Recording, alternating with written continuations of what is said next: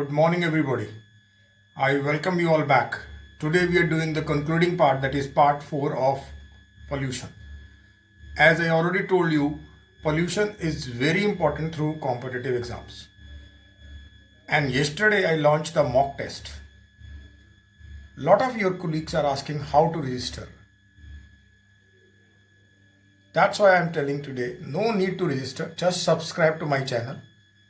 If you are receiving video, there is no need to subscribe, because by again clicking you will unsubscribe yourself. So subscribe my channel. One rehearsal I will doing on 20th May of short 30 questions, and if you are getting that, you can join my channel at 10. Questions will appear. You attempt, and by 10:30 is the cutoff. 10:35 you will send that to my WhatsApp. Right? This is the cheap and best, because privacy is maintained. These questions are only for you. I don't want to be leaked outside. You people can make use of it because you are the students of GCG 11, PGCG 11. And besides that, I am uploading general knowledge topics of IAS, botany topic of IFS, IAS, UGC, OCT we are doing. So on main mock test day, these questions will appear on this channel, and within 2 hours, and one sheet is sent to your by your CR, respective CRs, that is on Word, and the instructions are given, and you have to click the right answer and then take the photo of that sheet, click there and send that to me. I will check and tell you the score, and ranking we should later on, right? And these tests will continue. As I told you, is a cheap, easy and privacy main problem. Privacy is maintained. Otherwise, in other online tests, over questions they will go outside. So please prepare first for OCT, but simultaneously you can prepare for IAS, because these questions will come in the IAS, IFS and other staff selection exams. So stay indoors, stay safe, take use of this lockdown. I already took my time. There is a Mandal Commission that time. I took that full advantage of that. I cleared all the exams in India. After that, not even a single is left. So those who take advantage of this lockdown, they will be successful. Lot of jobs are coming in coming days. So stay indoors, stay safe. I will be right back with you. Stay on. Thank you. Good morning, everybody. I welcome you all back for the last part 4 of the pollution. And today we are doing the soil pollution. And before starting that soil pollution, I just want to remind you about the yesterday what we did, eutrophication, and this eutrophication topic comes again today. As I told you, due to increasing population, there is a demand of food, and to increase the yield, to cope the pressure of the population explosion, we have to use fertilizers, pesticides and insecticides. And these fertilizers, excess fertilizers, they through the rain, surface water runoff, they reaches the nearest ponds. Other process, they through the leaching, they reaches the ponds, and these ponds are rich with the nutrient, that is enrichment with the nutrient nitrogen and phosphorus. And these nutrients, they increase the phytoplanktons, and besides phytoplanktons, they increase the algae growth there. And these algal blooms are formed which first cut the sunlight. And besides cutting the sunlight, this algal blooms also consuming oxygen. And because oxygen bereft medium, the basically anaerobic decomposers, they increase, And these algal blooms, when die, they release ammonia, H2S and methane. And these ammonia and methane and H2S, they result in the death of remaining algal blooms, and the water changes from green to brown. And that water is unfit for drinking and it is very poisonous. So this we did, and it results in the mortality of bentonic fauna, and fish suffocate besides the flora. And this fish which survives, there is a biomagnification of pollutants, that is pollutants at molecular level, then aquatic plants, then small fish, then large and largest fish, and then the human being. And this biomagnification or bioaccumulation increases tenfold at each trophic level. So eutrophication is first used by German botanist Weber, 1907. It makes the drinking, as I already told you, water quality decline and human health problems like pneumonia. So now we are coming to the two-way topic, that is the soil pollution. As I already told you, the definition is same. I am changing the one word, that is the presence of extraneous material in a particular environment. But we can say the presence of extraneous material in a soil in concentration that are harmful to the living organism is called soil pollution. If we use water, it is water pollution. If it is air, we can use air pollution. The industrial effluents / discharge. Here I want to tell you the soil and water pollution are approximately same. So please consult water pollution when you are reading soil and vice versa. Industrial discharge is the biggest contribution to the soil pollution. Toxic chemicals which are added include mercury, zinc, cobalt, cadmium, and these chemicals has adverse effect on the crop productivity. Plants absorb these toxic metals from the contaminated soil. We can take example of mercury, which then accumulated in animals, because animals, they are being heterotrophs, they eat plants, and they bioaccumulate in the food chain. I already told you like this. Here molecular level, aquatic plant, we can take land plant, then animals, primary, secondary, tertiary, and final human being. Bioaccumulate in food chain and reach toxic level, causing hemolysis, mini-meta disease, and kidney problem. Besides mercury, presence of zinc in soil damages kidney.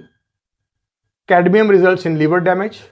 So these are basically the problem of industrial effluents. Now second is the agriculture discharge. With, as I already told you, with the increase in population, large number of insecticide and pesticides are used to cope the increasing population, to increase the yield, to eradicate weeds. In the weeds, what are weeds? They are the unwanted plants, to increase the yield of crop. And chemicals like DDT, dichloro-diphenyl trichloroethane, aldrin, BHC, benzene hexachloride, both are banned, but people are using it. These chemicals pollute the soil and enter the food chain and bioaccumulate or accumulate in the body of organism, known as ecological amplification or bioaccumulation. I already told you. In this diagram, we have to replace this with aquatic plant with the plant. Then we have the herbivores, primary herbivores, secondary herbivores, then carnivores, and then we have the top carnivores, then human being. So then we have next problem is the weeds, the herbs also after weeds. Herbicides and weedicides, that is 2,4-D and called 2,4-dichlorophenoxyactic acid, and 2,4,5-T, that is 2,4,5-trichlorophenoxyactic acid. It kills the weeds as they stop photosynthesis, also known as ecological boomerang. This question will come, which of the following are the ecological boomerang? Please read, either there is 2,4-D or 2,4,5-T is there. If both are there, then see the option third, that is both. Both DDT and BHC, they cause cancer and also contaminate root crops grown in soil, because in this case they remain in the soil. If you grow root crops, turnip or any, and these are here and these are in soil particles, they bind towards the root crops, carrot, radish. So DDT and BHC, beetroot. Beetroot is the excellent example where we will get the most contamination. So next we are coming to the radioactive pollutants. Radioactive pollutants are basically caused by the radioactive wastes. Radioactive waste produced from nuclear testing laboratories, same as water, penetrate the soil and accumulate there and cause soil pollution. Nuclear waste containing ruthenium-106, iodine-131, primary nucleides, barium-140, strontium-90, I already told you cause main cause of cancer nowadays, and cesium-137. Rainwater carries strontium-90 and CS-137 to the soil where they held firmly by the electrostatic forces. The effect is still more harmful when these nucleides they emit gamma radiations after getting deposited in the soils. So besides coming into the food chain by root crops, they also release the gamma radiations. Next is very important in the soil, that is the food processing waste. We have a lot of food processing units everywhere, like potato, tomato, and after getting their pulp, the food processing waste are left. And these food product waste are called basically plays an important role in the soil pollution. The food waste contain phosphorus, nitrogen, and their disposal add nitrate and phosphates in the soil. See, food waste when disposed into this is become that in the water pollution, but soils, when food waste they are thrown in the soil, it enriches that soil with the nitrogen and phosphorus. So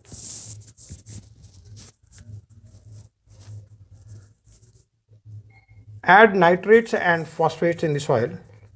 In such wastes, if such wastes are dumped into a soil and it eroded into water, oxygen in water is reduced to great extent due to high chemical oxygen demand.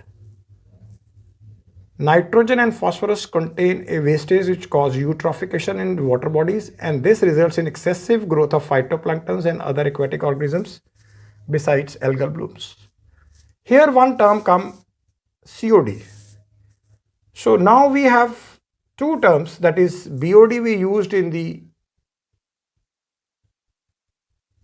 water pollution and COD in the soil.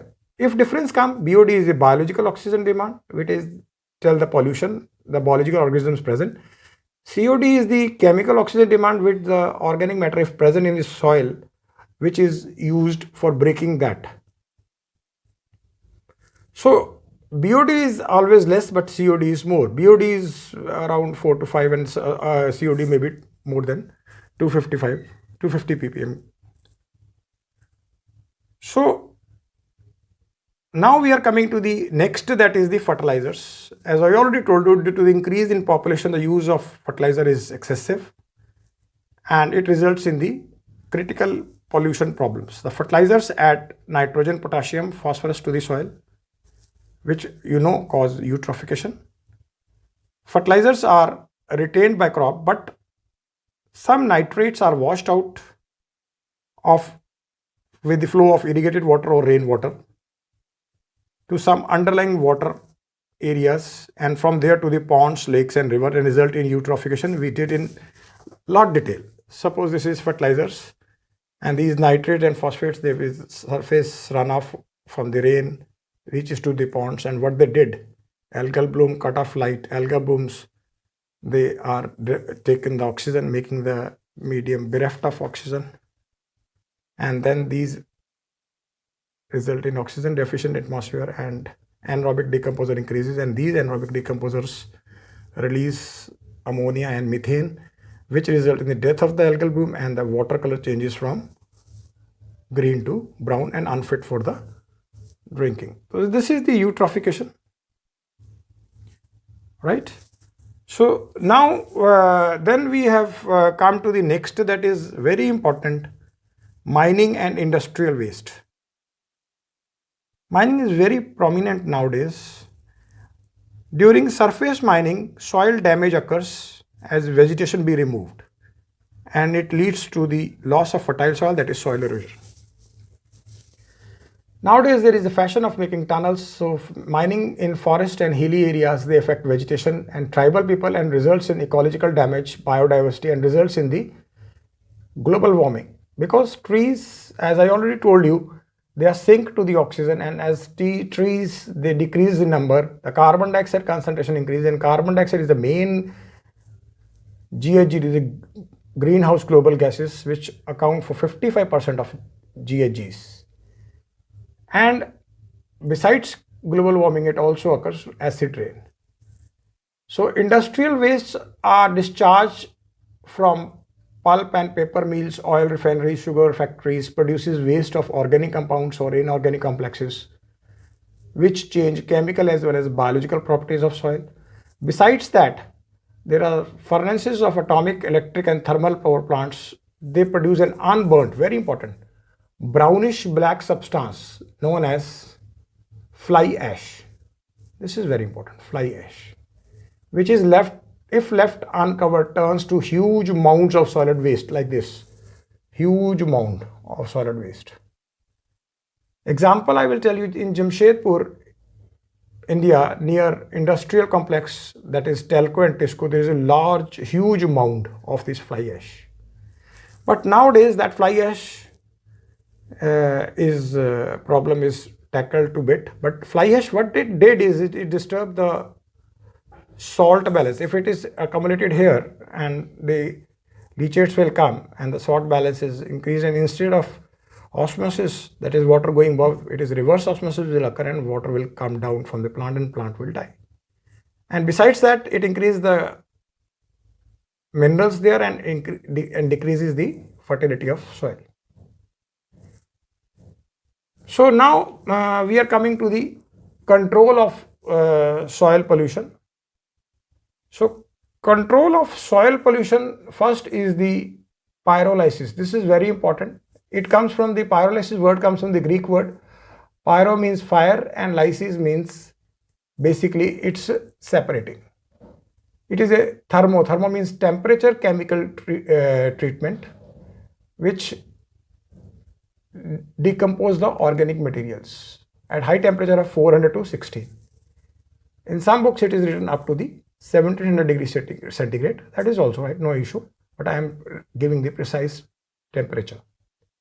There are two types of pyrolysis, that is flash or slow. Flash pyrolysis means produces fewer amount of gas and tar when compared to the slow pyrolysis. Flash pyrolysis occurs around this temperature, that is 400 to 600. Nowadays the main problem is the solid waste which is generated every day. You must have seen near Delhi, Ghazipur, we have a mountain of trash which is bigger than 63 meter, bigger than that of Taj Mahal.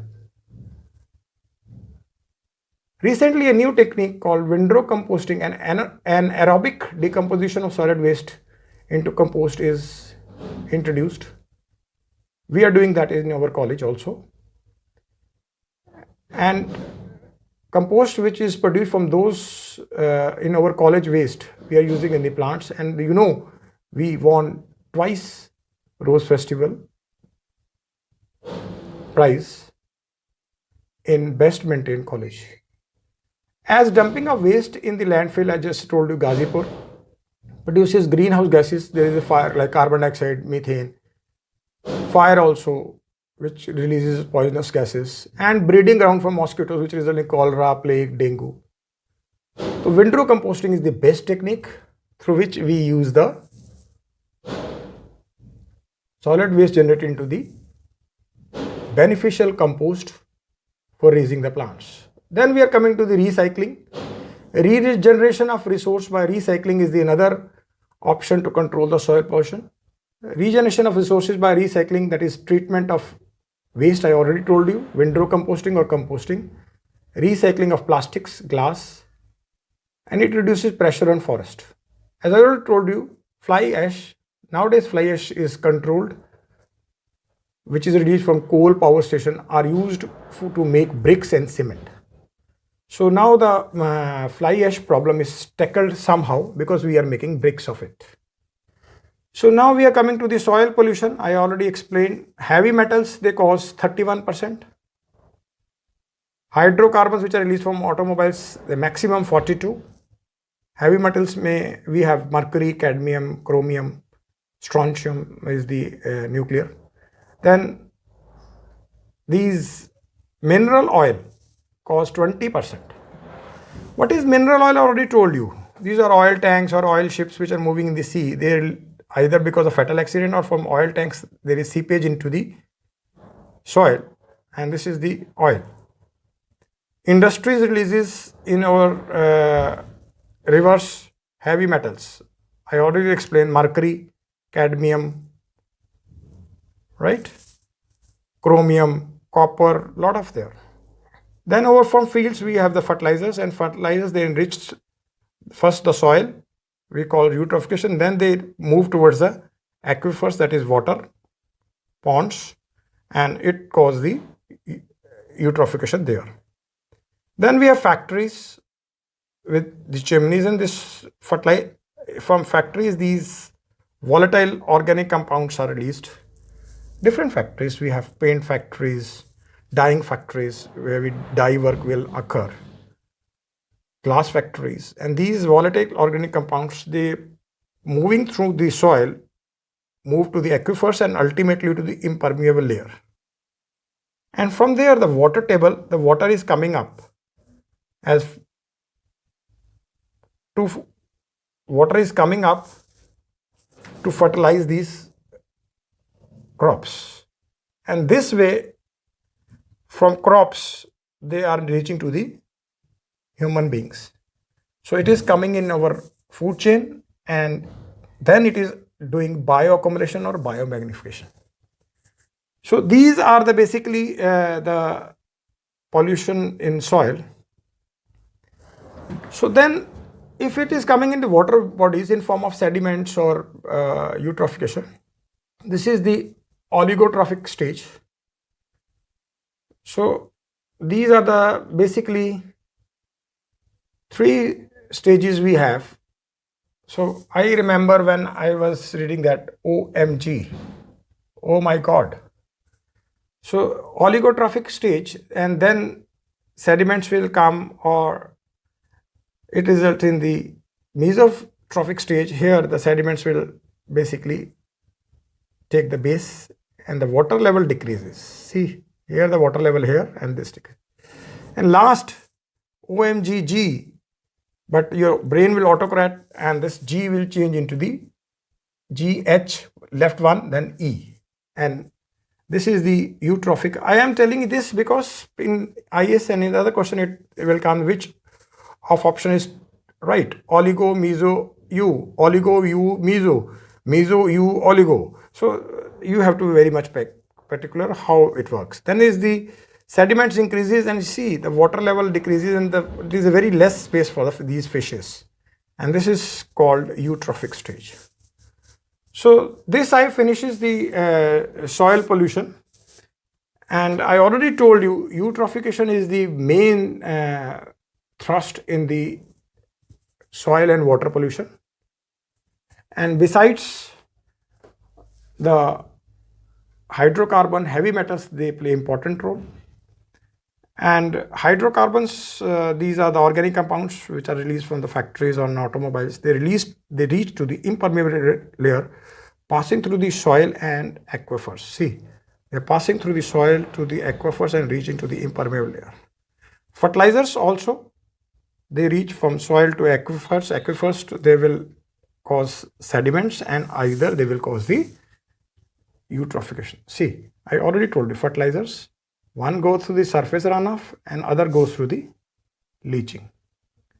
So these 2 diagrams are linked.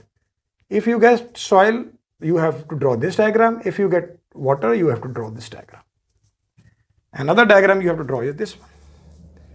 Then fertilizer, I already told you. Then industry, we have the heavy metals. I told you about the mercury, right? Here I have told you zinc, which in the soil damages kidney, cadmium I told you. And then oil tanks. Oil tanks, the oil will come either through the collision of the ships which are carrying oils, or there is a leakage in oil tanks. And then I told you the three types, that is oligo, meso and eutrophic. So be ready and just subscribe it. 20th is the first mock test we will have. And after that mock test, final mock test on 30th. This online test mock series will go on, and my main aim is to make you all clear the competitive exams. That is the most important and best gift you give it to me. So stay indoors, stay safe, please read. And this is important for BSc2 also, because they are coming in BSc3, and this topic they have to read this year. Stay indoors. Thank you. Bye bye. Safe. Stay safe, please.